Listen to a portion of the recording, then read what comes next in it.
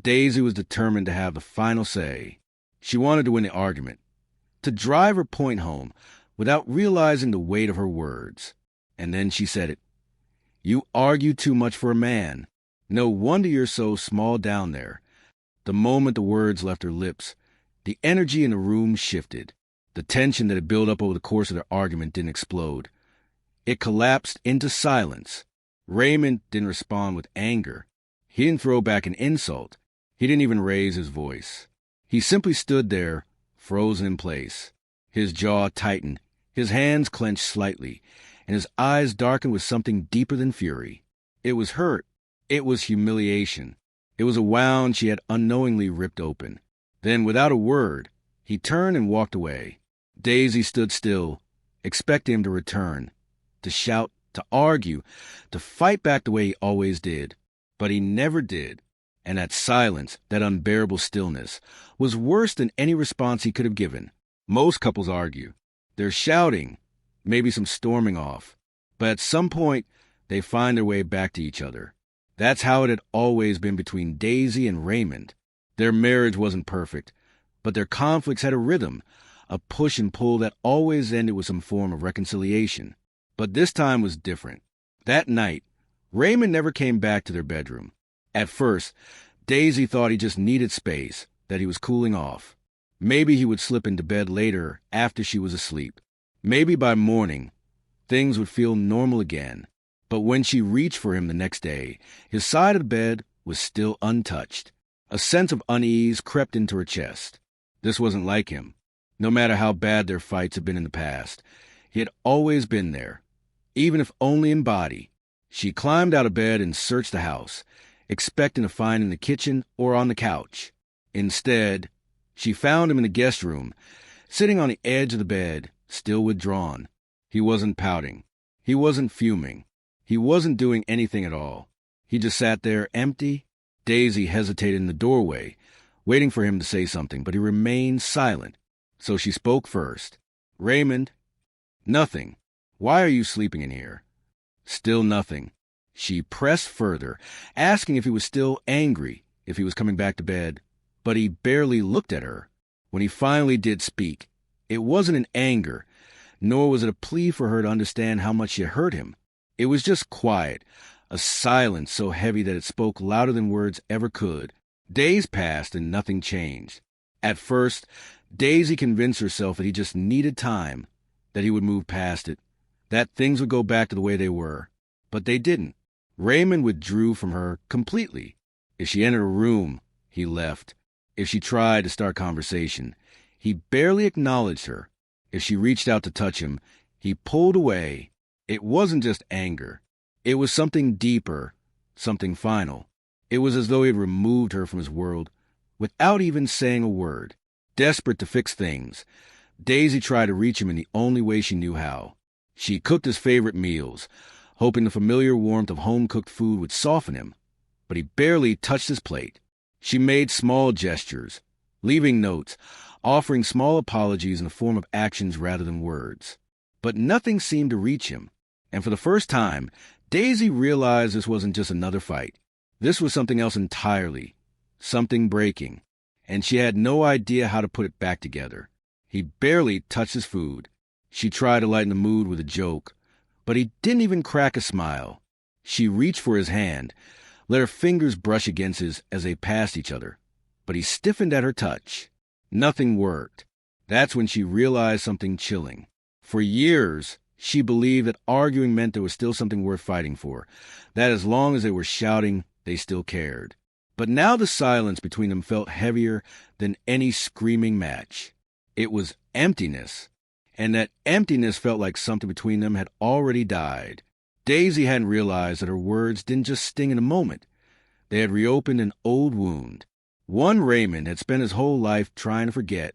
Raymond had always been self-conscious about his size, but it wasn't something he talked about, not even with his closest friends. Growing up, he had been teased, ridiculed, whispered about behind his back. In high school, a rumor spread about him. Something false that started from a careless locker room conversation but took on a life of its own. He could still see the look on the face of the girl he had a crush on when she heard it. Not anger, not pity. just indifference, as if he had ceased to exist in her eyes. That moment followed him into adulthood. No matter how much he tried to bury it, the insecurity lingered beneath the surface. His last serious relationship had ended in the worst way. He had walked in on his girlfriend with someone else, and when he demanded to know why, she hadn't cried, hadn't begged. She had simply shrugged and delivered the cruelest truth. "You just don't satisfy me." That was the moment that broke him.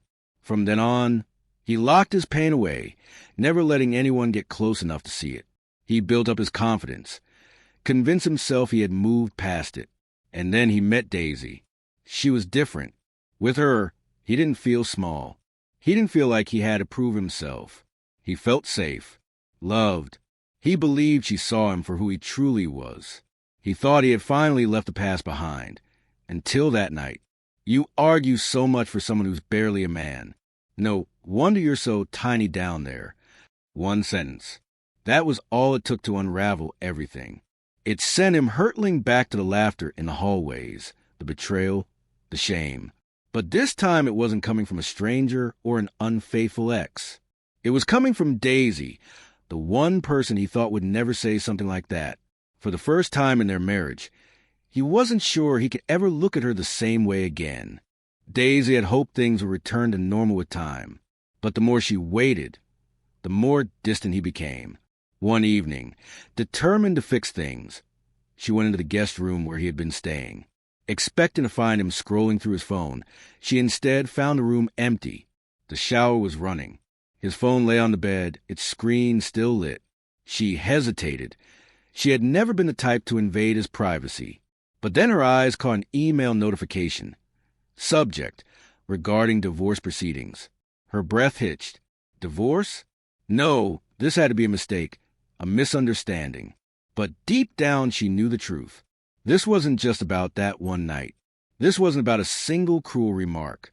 Raymond wasn't just angry. He was planning to leave her.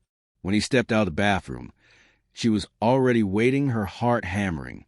"Are you really thinking about divorcing me over one argument?" she asked, her voice barely above a whisper.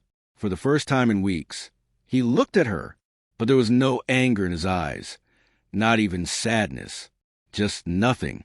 When he finally spoke, his voice was eerily calm. "You think this is just about that night?" That was the moment she understood. It wasn't just the insult. It was everything. The unresolved fights, the growing distance, the wounds they had ignored for too long. That night had been the final blow, but their foundation had already been cracking. Desperate, Daisy did everything she could to make amends. She apologized over and over, not just with words, but with actions. She cooked his favorite meals, left him small notes, tried to draw him into conversation about anything. His day, the weather, their memories. But his responses were always the same, brief, empty. And that was the most terrifying part. She could feel that he already knew the answer to questions she was too afraid to ask. Whether he still wanted to stay. And his silence told her everything. Daisy had always believed that regret was something you could fix, that as long as you were willing to try, any mistake could be undone. But this was different. This was the kind of wound that no apology could erase. Then one evening, she walked past the guest room and stopped in her tracks. Raymond was packing. A suitcase lay open on the bed, his clothes neatly folded inside. Panic surged through her. Her body moved before her mind could catch up. Stepping into the room, barely able to find her voice. "Are you really leaving?" Raymond exhaled, gripping the edge of the suitcase. He didn't answer right away. When he finally turned to face her, his voice was steady but heavy with truth. "I don't know if I can get past this."